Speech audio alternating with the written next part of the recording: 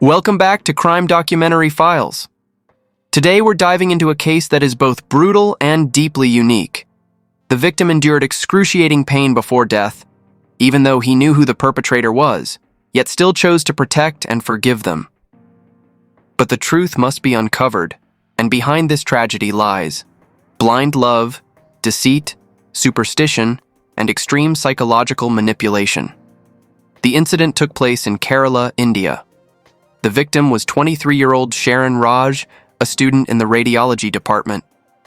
His newlywed wife, 24-year-old Greeshma, was pursuing a master's degree in literature at the Islamic Arts Academy. They first met in October 2021 on a bus. They sat next to each other, and the moment their eyes met, it felt as though time stopped, like something out of a movie. Sharon fell in love with Greeshma the instant they locked eyes, and her image was constantly in his mind. After much hesitation, he carefully started a conversation with Greeshma. Soon after, they became friends. Day by day, Greeshma's heart also began to lean towards Sharon. They hardly spent a day apart, whether they were meeting up romantically or talking on the phone until their phones heated up. For Sharon, Greeshma was not just a girlfriend but his soulmate, the person he trusted most in the world, who allowed him to let go of his guard and just be himself. In Sharon's heart, Greeshma was his entire world. He dreamt of marrying her after graduation and growing old together. However, while Greeshma had become an irreplaceable part of Sharon's life, for her, Sharon was just a passing chapter. Love was fine, but words like marriage and commitment were things Greeshma could not truly relate to. She never considered taking the relationship any further with him. Moreover, in India, the marriage decisions of daughters are largely not theirs to make.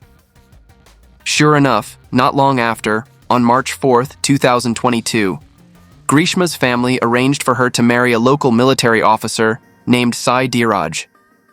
He came from a wealthy family, had strong prospects and a bright future, an opportunity too good for Greeshma to pass up. So, Greeshma immediately agreed to this marriage.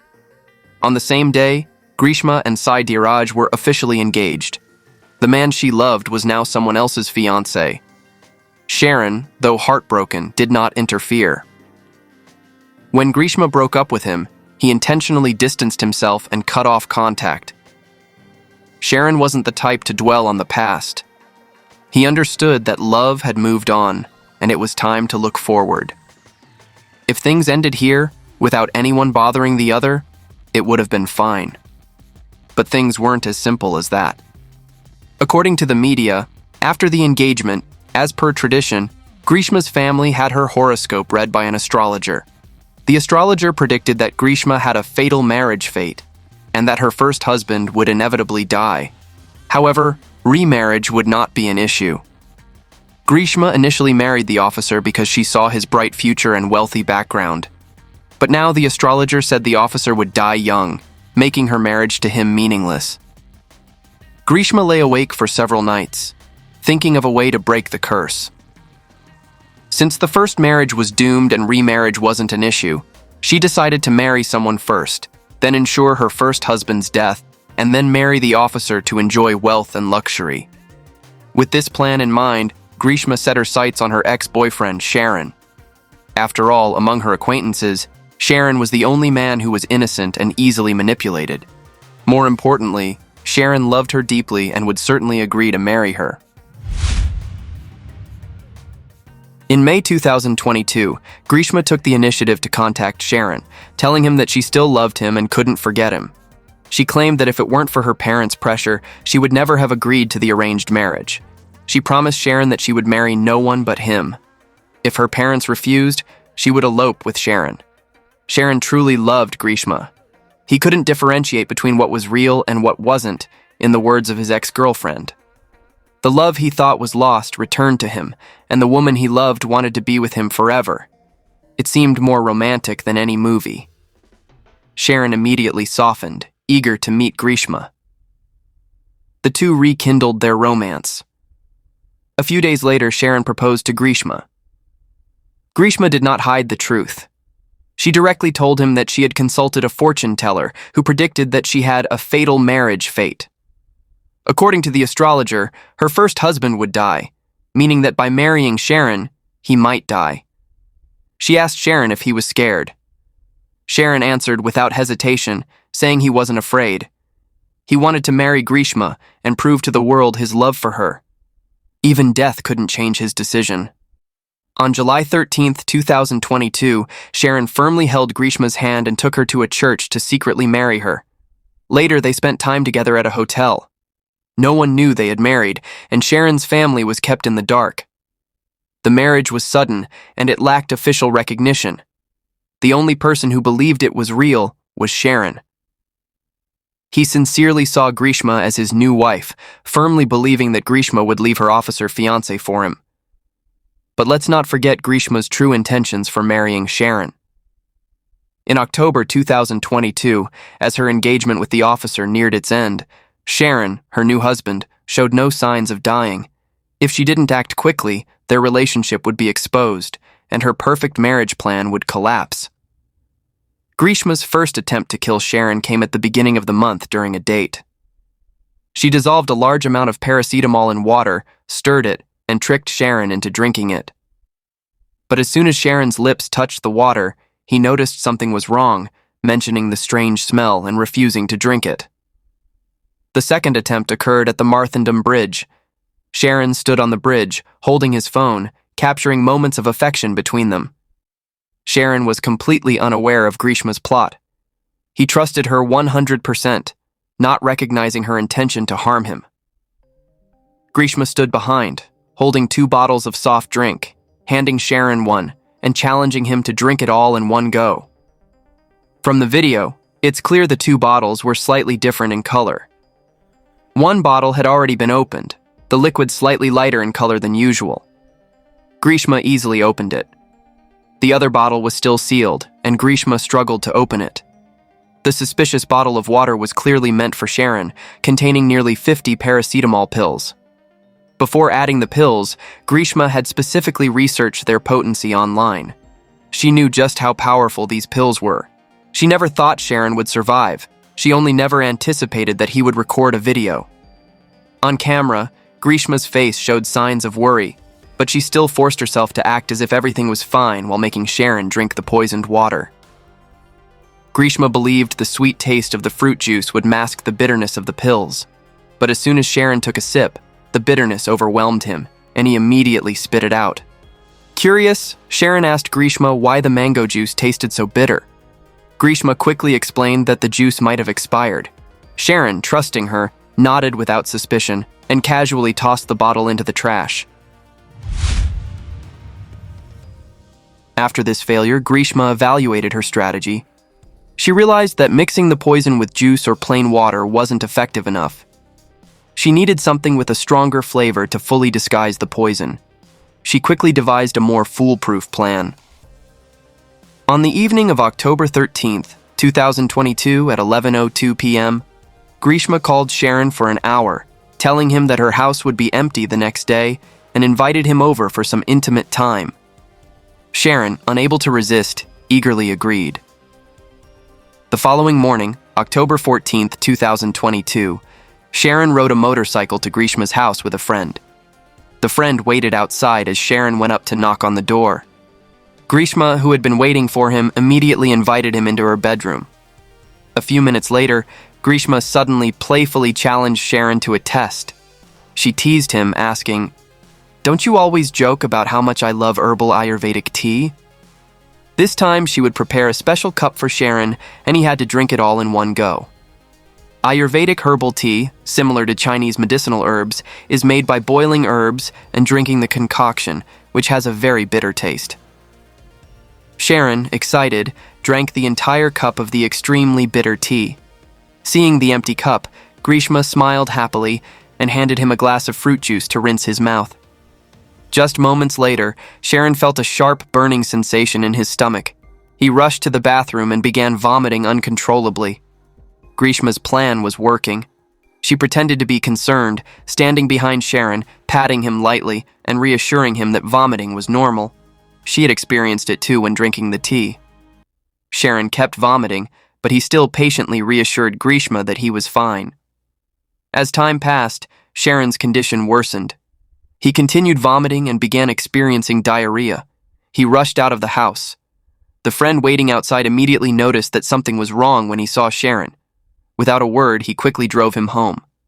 But Sharon couldn't take it any longer and had to stop along the way to vomit several more times. The vomit was an unusual green color. His friend couldn't hold back and asked, "What did you eat? Why are you throwing up like this? It looks like poisoning." Sharon was completely exhausted from vomiting. His friend struggled to help him onto the motorcycle. Along the way, Greeshma kept calling via video. Sharon, drained and unable to answer the phone, had his friend send a quick message telling Greeshma that they were on their way and for her not to worry. Anyway, this was not her problem. Greeshma pretended to care, repeatedly asking Sharon if he was going to the hospital, while subtly leading Sharon to say that the fruit juice was the cause, not the herbal tea. Sharon continued to suffer from relentless vomiting throughout the night. On the morning of October 15th, 2022, his condition showed no signs of improvement. At 9 a.m., Greeshma called Sharon again, repeatedly emphasizing that the fruit juice must have been the problem, but Sharon was too ill to get out of bed. He no longer cared what caused it, he just wanted the discomfort to stop. Later that day, Sharon was rushed to the hospital. Despite receiving treatment, his condition worsened. On October 17th, 2022, Sharon was transferred to 3 different hospitals, but his health continued to decline. His throat felt like it was on fire, and he couldn't even swallow a drop of water, let alone food. Doctors could only temporarily stabilize his vital signs with injection medication, but the results were minimal. A few hours later, Sharon was rushed into the intensive care unit. His kidneys had completely failed, and he was reliant on dialysis to stay alive.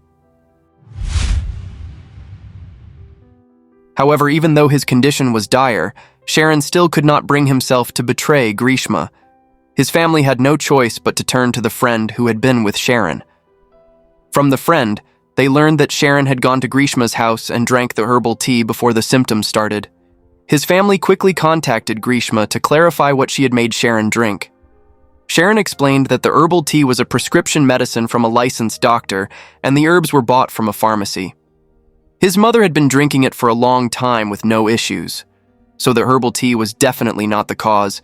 It could have been the mouthwash that triggered a side effect of the medicine. When asked about the drink, Greeshma claimed that her mother had thrown the bottle away, so she couldn't remember what exactly Sharon had drunk. She also didn't know the specific contents of the bottle. If she didn't know what drink it was, she should at least remember the recipe for the herbal tea, right? Even if she didn't remember the herbal tea, the doctor's prescription had a record, didn't it? But Greeshma could provide no answers. Every time she was asked, she claimed to not know, which made Sharon's family suspicious. They, along with the doctors, reported the situation to the police. The police immediately launched an investigation. On October 22nd, 2022, an experienced judge questioned Sharon while he was still in his hospital bed. Sharon, severely ill and speaking in short bursts due to the pain, mustered the strength to say to the judge, he confirmed that after drinking the herbal tea and the drink from Greeshma, his condition worsened. However, when the judge asked if he wanted to press charges, Sharon firmly refused, saying that he did not blame anyone. As the days passed, Sharon's condition deteriorated further. When he was on his deathbed, his father came to visit him in the hospital. Seeing his father, Sharon broke down in tears and confessed everything about his relationship with Greeshma.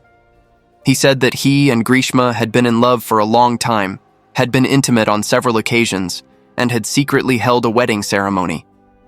He wasn't sure if Greeshma wanted to harm him, but even if she did, he understood that she had her own struggles. This became Sharon's final words. On October 25th, 2022, after days of torment, Sharon, only 23 years old, passed away from multiple organ failure due to poisoning. Sharon's family had long suspected Greeshma. Watching their beloved son die, they immediately went to the police station to file a complaint, accusing Greeshma of possibly murdering Sharon. The question then was, what poison did Sharon ingest? What kind of poison could cause such a painful death? The investigation revealed that Sharon's body contained paraquat. Paraquat is an extremely toxic herbicide commonly used by farmers to kill weeds. It has been banned in many countries, including India, because just a few drops can be lethal. On October 31st, 2022, Greeshma was summoned to the police station. Investigators seized her phone and other electronic devices. The data, including chat histories, call details, and web browsing history, was extracted and examined. The police discovered that 2 months before the incident, Greeshma had been frantically searching for keywords such as paracetamol side effects, paracetamol poisoning, and suicide from overdose, all of which were closely related to the case. However, according to Greeshma's testimony, her family belonged to a high social class, and her parents would never accept her marrying Sharon, who came from a lower class. As a result, she was forced by her parents to become engaged to a wealthy officer. But in reality, she loved only Sharon. If she truly wanted Sharon dead, why would she secretly marry him? Why take the risk of being in a relationship with him? A few days before the incident, in order to be with Sharon, she had mustered the courage to contact the officer and confess her feelings for Sharon. She told him, "Sharon and I are deeply in love. We live and die together as husband and wife. No one can tear us apart." The officer, showing great understanding, recognized that Greeshma's true love was someone else. He didn't want to make things difficult for her and decided to step away from the relationship, not wanting to interfere with her connection with Sharon. However, on October 14th, 2022, Sharon arrived at her door early in the morning and accidentally discovered engagement photos of her with the officer. Sharon immediately became enraged and confronted her, even checking her call history. When he saw that she had been talking with the officer for dozens of minutes, Sharon broke down and angrily yelled at her. Despite this, Greeshma reassured Sharon, telling him that she had confessed to the officer, and the officer had promised not to interfere with their relationship. Hearing this, Sharon began to calm down. But when he went to the bathroom, in a fit of rage, Sharon impulsively drank the poison that Greeshma had prepared for her mother. In other words, Sharon drank the poison himself, not being poisoned by someone else. Greeshma thought Sharon was dead, and unable to justify herself, she felt free to throw dirt on him. She later told the police that Sharon was a habitual blackmailer, secretly recording her private photos and videos, threatening her, and even assaulting her, threatening to send the videos to her fiancé, the officer. However, the police did not believe Greeshma at all.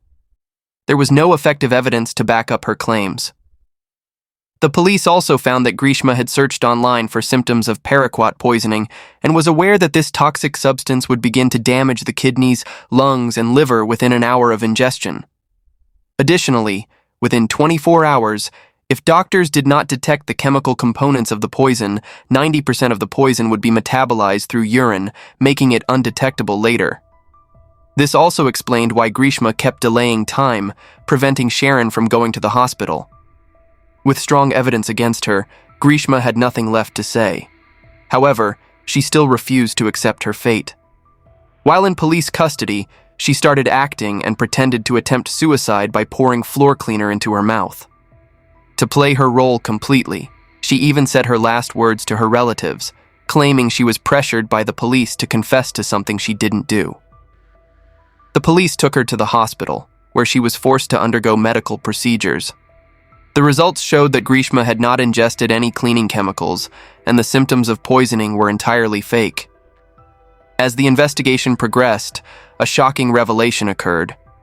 Greeshma was not the only suspect in the case. Her mother and uncle were also suspected of being accomplices and were later arrested. It turned out that Greeshma's marriage to Sharon had been arranged by her mother, just so Sharon could become her first husband and remove the fatal marriage curse that the astrologer had predicted for her. Greeshma's uncle, a longtime farmer, had bought the bottle of Paraquat himself and gave it to Greeshma. After the crime, the uncle disposed of the Paraquat bottle in a garden, but the police ultimately found it. In January 2025, Greeshma's trial began. The police had gathered 95 witness testimonies, including 323 written statements and 51 pages of documentation. With all the evidence, Greeshma's crime was undeniable, but she still tried everything she could to plead with the judge, hoping for a reduced sentence. However, no words could diminish the cruelty of her actions. Greeshma had no way out. Her defense attorney argued that this was her first offense, that she had a high level of education, and that she came from a good family, hoping for leniency. But this request was denied.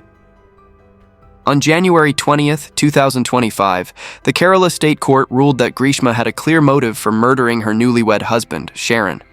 Her marriage to Sharon had been established. Therefore, in order to marry someone else, she chose to kill Sharon to escape this marriage and safely begin her new life. The court's 586-page verdict stated that this case was one of the rarest of its kind. Greeshma violated trust, orchestrated a crime, and tried to mislead the investigation. Her youth was not enough to mitigate her punishment. Greeshma was ultimately sentenced to death by hanging, and her uncle received a 3-year prison sentence.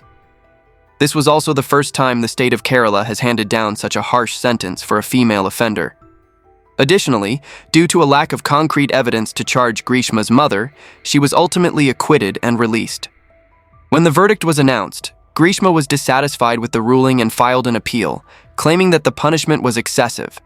She argued that the case lacked direct witnesses, and since the incident, the media had prematurely labeled it as murder, manipulating public opinion and leading to an unfair trial process. The High Court set the case for review on February 6, 2025. However, as of May 2025, Greeshma's appeal was still under review, and the appellate court's decision had yet to be released. That marks the conclusion of the first case. Don't rush to leave the screen. Up next, we have the second case. On June 1, 2007, Liu Jiaying returned home to Zhanghua, Taiwan from school to celebrate her father's birthday. It was graduation season, and her classmates were busy with final activities, so she only stayed home for one day. Early in the morning on June 3rd, Jiaying rushed back to school. No one could have anticipated that this warm family reunion would be their last. A week later, on June 10th, Jiaying's father received a worried phone call. The caller was one of Jiaying's classmates, saying that Jiaying had missed her planned graduation ceremony and was unreachable. Upon hearing this news, Mr. Liu's mind went blank. This was supposed to be the most brilliant moment of her university life.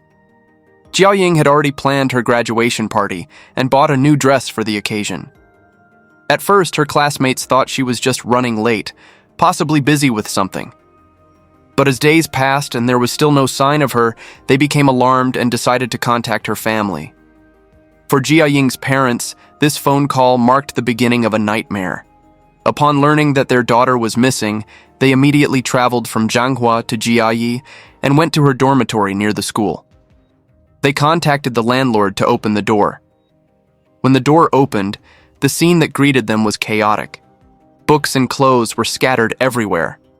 However, they noticed that the bathroom was unusually clean, as if someone had deliberately tidied it up.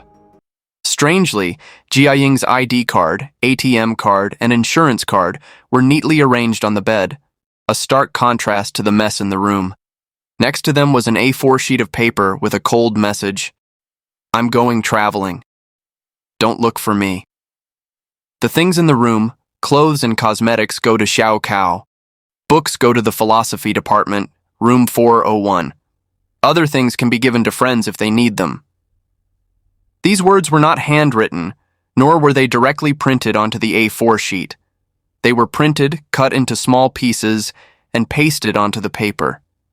Additionally, the font was very small, only about size 8.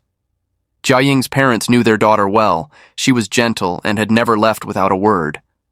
Furthermore, if she was truly going on a trip, why wouldn't she take her ID and ATM card with her? The arrangement of her belongings in the room seemed to suggest she left voluntarily to mislead others. However, the content of the note and the documents next to it clearly contained many inconsistencies.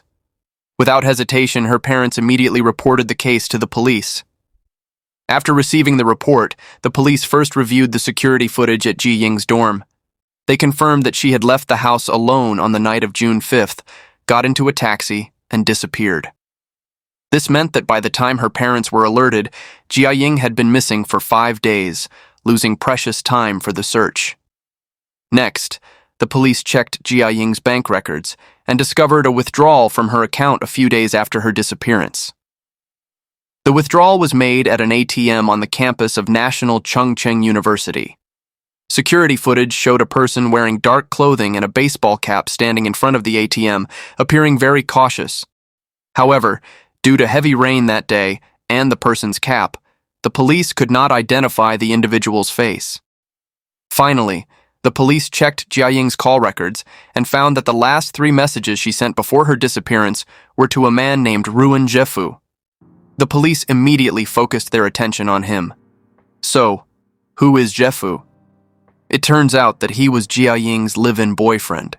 Like Jiaying, he was a student in the philosophy department at National Chengcheng University. Oddly, the couple had completely opposite personalities. Jiaying was cheerful, sociable, and had many friends, while Jefu was introverted and quiet. Despite their contrasting personalities, they quickly became a couple. By the 2nd semester of their freshman year, they began living together. Later, they rented an apartment off campus. However, after moving in together, Jiaying bore almost all of the living expenses.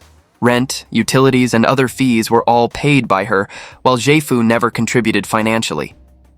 What was even more puzzling was Jefu's cold and indifferent reaction after Jiaying went missing. It seemed like he didn't care where she had gone. When asked about Jiaying, Jefu casually replied, "How would I know where she went?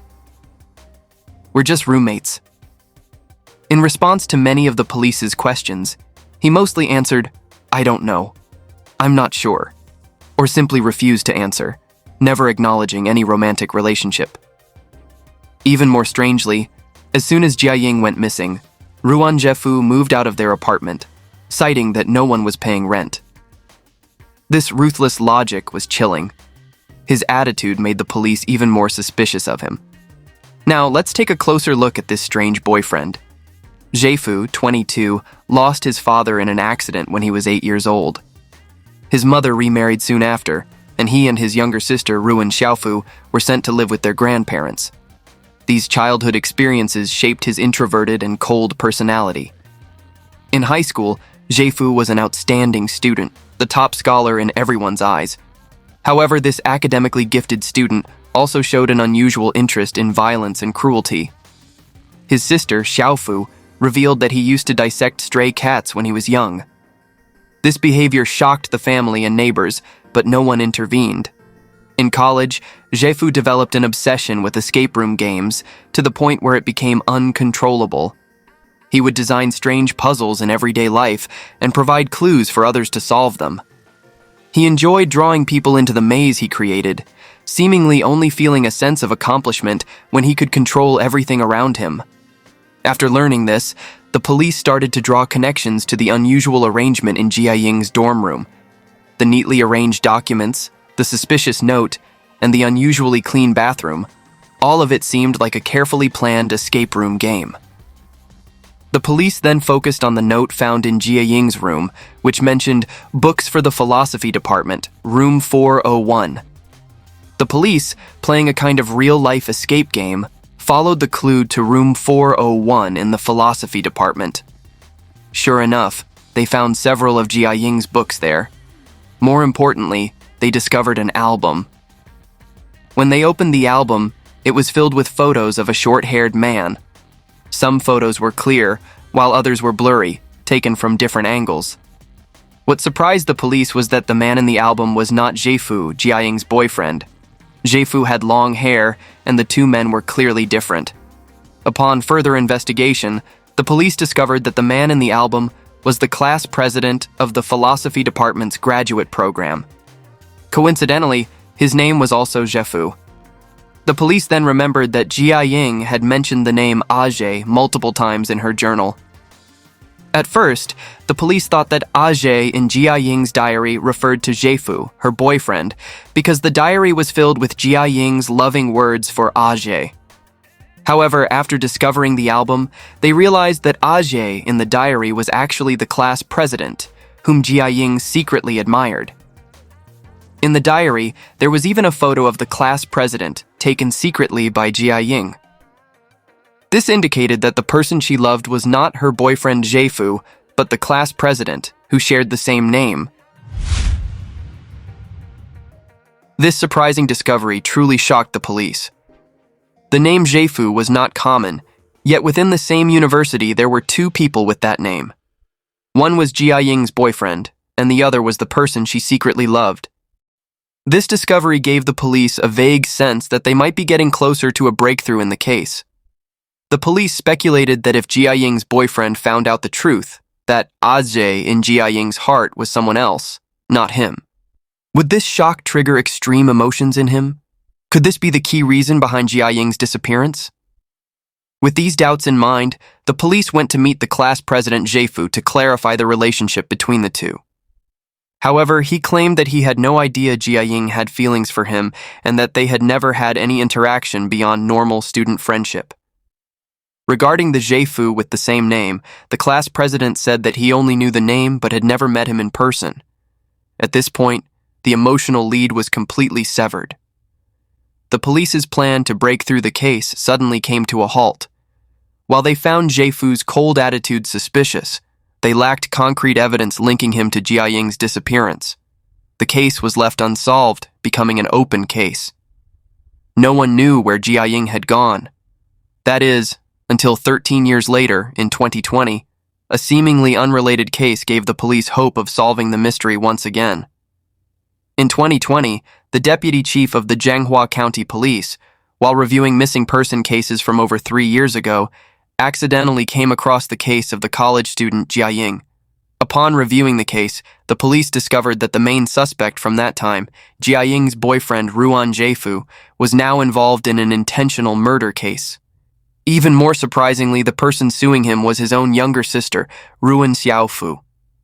It all began with a very ordinary question from his sister Xiaofu. Where has Grandma gone? Little did she know this simple question would unravel a deeper secret within the Ruan family. To understand this case more clearly, we must go back to 2015. That year, Jiefu's 78-year-old grandmother, Guo Baoyuan, mysteriously disappeared. As mentioned earlier, Jiefu and his sister were raised by their grandparents. Xiaofu had a deep affection for her grandmother, so she frequently asked her brother about her whereabouts, but his answers were always contradictory. At first, he said she had gone traveling and didn't have her phone, so they couldn't contact her. Later, he said she had moved to a nursing home, but wouldn't give a specific address. Finally, he said she had gone to visit relatives. These inconsistent responses made Xiaofu highly suspicious. What made her even more suspicious was when she discovered her grandmother's dentures in the bathroom. She confronted her brother, asking, "Did Grandma leave in such a hurry that she didn't need her dentures?" Her brother coldly responded, "Those were spare dentures. She had another set with her." This unconvincing explanation made Xiaofu completely lose trust in him. Determined to get to the truth, Xiaofu secretly went through her brother's personal belongings. Sure enough, she found several savings books in his bag, one of which belonged to Grandma Guo Baoyuan. The money in the account had been completely withdrawn. Previously, her brother had claimed that Grandma had taken the savings book with her when she left. Now, Xiaofu discovered it in her brother's bag. Finally, Xiaofu gathered the courage to question her brother again about their grandmother's whereabouts. By this time, it had been 2 years since her disappearance. To her surprise, Jiefu completely exploded. Not only did he angrily warn Xiaofu to stop asking, but he also pulled out an electric baton and aggressively pushed her toward the edge of the 15th floor balcony, attempting to push her down. The two siblings struggled with each other. Hearing the commotion, a neighbor rushed over, and Xiaofu managed to run inside, lock the door, and call the police. When the police arrived, they found Xiaofu injured all over her body, with a broken nose. She told the officers that her brother had tried to kill her. Xiaofu had never suspected her brother of harming their grandmother. But when she realized he had tried to kill her, her suspicions exploded. She began to remember what her grandmother had said before disappearing. Her grandmother had clearly stated that she would never leave the house. She knew that her grandson, Jefu, had bad intentions, coveting the house and all the savings, wanting to take control of the family. Her grandmother was worried that Jefu would seize the assets she had worked so hard to accumulate, and so, no matter what, she insisted on staying in the house. Xiaofu believed that her grandmother could never have left voluntarily. Their grandparents had both been military veterans, receiving a generous pension and considerable assets. When their grandfather passed away, the assets were managed solely by their grandmother. Xiaofu suspected that her brother might have harmed their grandmother out of greed for their inheritance. With that thought in mind, Xiaofu decided she could no longer tolerate it and decided to take him to court. She sued him for forgery, asset transfer, and intentional murder. During the trial, another team of investigators from the Zhanghua County Police decided to reopen the investigation into Jia Ying's disappearance from 13 years ago. The investigation revealed that the main suspect back then, Jefu, was now involved in a lawsuit. Furthermore, the case was linked to a missing family member. After looking into the situation, the Zhanghua police assessed that Jefu was not only suspected of forgery and intentional murder, but was likely involved in the murder of a family member as well. They quickly reported their findings to their superiors. With a search warrant in hand, they immediately went to Jefu's home to conduct a thorough search. The evidence they found in his house shocked everyone. The police arrived at ruined Jefu's house and found the living conditions to be extremely sparse, practically empty. The room contained only a few basic household items, giving the impression of a difficult life. However, the police discovered a large sum of cash piled up in an inconspicuous box in the storage room, totally 1.87 million new Taiwan dollars. But that wasn't all. The police later discovered an envelope hidden in the false ceiling above the kitchen. Inside, they found a passbook, a seal, Jia Ying's ID card, and other important documents belonging to their grandmother. When the police questioned Jefu, he dodged the questions, claiming he didn't know anything. The police asked, "Why did you leave those items there?" He vaguely replied, "I'm not sure. They've been there for a long time." The police pressed further, asking, "Long ago, like a few months ago, or a few years ago?" He dodged the question, but reluctantly answered, "A few hundred years ago." When asked further questions, Jefu continued to play dumb, claiming he didn't know. When the documents inside the envelope were opened, the police discovered that Jefu not only withdrew a large sum of money from his grandmother's savings account, but he had also forged her signature to cancel her insurance policy, pocketing a significant payout. However, the most disturbing discovery was still to come. The police found a dark-colored box under his desk in his room, with his late grandfather's name on it. It was clearly the urn containing his grandfather's ashes. However, the lid of the urn had 9 scratch marks, as if someone had repeatedly tried to open it. When the police opened the lid, they found a set of dentures on top of the ashes.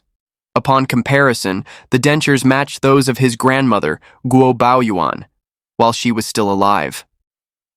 During further investigation, the police discovered even more shocking clues on Jefu's computer. From 2013 to 2014, before his grandmother disappeared, Jefu had frequently searched keywords like meat grinder, hydrolyzing objects, and mysterious disappearances. With all these pieces of evidence combined, the police were nearly certain that behind what seemed like a routine family conflict, there was a long-planned murder scheme. And in this plan, there was an extremely important figure, Jefu's mother. Since he needed his grandmother's presence to complete the insurance cancellation procedure, Jefu first lied, claiming that she was recuperating elsewhere and could not attend in person. He submitted a series of forged documents and signatures, which effectively eliminated the doubts of the insurance company staff. However, to verify the identity of the person submitting the documents, the insurance company arranged for a phone verification. At this point, Jefu's mother, Yang Mu, stepped in. She impersonated her mother-in-law over the phone and answered all the identity verification questions. Yang Mo handled the situation smoothly, consistently answering every question without leaving any gaps, and successfully completed the process. At this point in the investigation, the police thought they had secured a victory. Unfortunately, the most crucial piece of evidence, the body, was still missing. Jefu continued to deny any involvement in his grandmother's death. During an interrogation arranged by the prosecutor's office, Jefu was found to be lying. During the questioning, the police asked several key questions. Is she still alive? If she's deceased, how did she die? When the interrogator asked whether she died from suffocation, Jefu's emotions suddenly fluctuated, and his physiological responses indicated intense nervousness. Clearly, his reaction to this question showed signs of deception. After a long investigation, the case proceeded to trial. In September 2021, the prosecutor charged Jefu with the murder of a direct family member, forgery, and fraud, requesting the death penalty. The prosecutor stated that in 2015, while his grandmother was alone at home, Jefu ruthlessly killed her and concealed her body. He then forged multiple documents and transferred a large amount of assets. Jefu faced a series of charges, only admitting to the crime of forgery, but consistently denying the murder charge. The prosecution presented his search history as evidence to show that he had planned the crime beforehand. However, Jefu's defense attorney argued that these searches were merely the result of the defendant's curiosity and did not constitute a criminal act. The defense emphasized that everyone has the right to search for information, and searching does not equate to committing murder. This defense caused a deadlock in the trial. While the prosecution tried to paint Jefu as emotionally cold and detached, it always lacked direct, irrefutable evidence. The prosecution then called Jefu's younger sister, Ruan Xiaofu, to testify and presented the results of a lie detector test. However, the judge ruled that the results of the lie detector test were not legally valid and could not be used as the basis for a conviction. With key pieces of evidence still missing, the court ultimately adhered to the principle of innocent until proven guilty, ruling that the murder charge could not be established due to a lack of evidence. As for the other charges, in late 2021, Jefu was sentenced to 6 years in prison for forgery, fraud, and bodily harm. In early 2022, for the forgery of documents, misappropriation of savings, and fraudulent insurance claim, he was sentenced to 3 years and 6 months. In total, Jefu was sentenced to 9.5 years. Jefu's mother, Yang Mo, was sentenced to 5 months in prison for impersonating her mother-in-law during official procedures. Lin Mo, an employee of the insurance company, was sentenced to 2 months for failing to conduct a proper investigation. The verdict immediately sparked public controversy. The general public believed that Jefu was not only suspected of killing his grandmother, but was also likely involved in Jiaying's disappearance. Although the court acquitted him of the murder charge and it seemed like the case had been closed, Jiaying and her grandmother Guo Baoyuan's disappearances remained an unsolved mystery in the eyes of the public. The police have stated that they will continue to investigate these 2 cases. In the end, people began to wonder, could these 2 disappearances have truly been part of an escape room game orchestrated entirely by Ruan Jefu? Especially considering the scene of Liu Jiaying's disappearance, the neatly arranged documents, the cut-up paper, the messy room, and the spotless bathroom. Imagine if this was a real-life escape room, where would you start to decode the mystery? We welcome everyone to leave their guesses in the comments. Perhaps your reasoning will be the final piece of the puzzle that reveals the truth. Today's story ends here. If you enjoyed this channel, don't forget to like, comment, and follow. See you next time.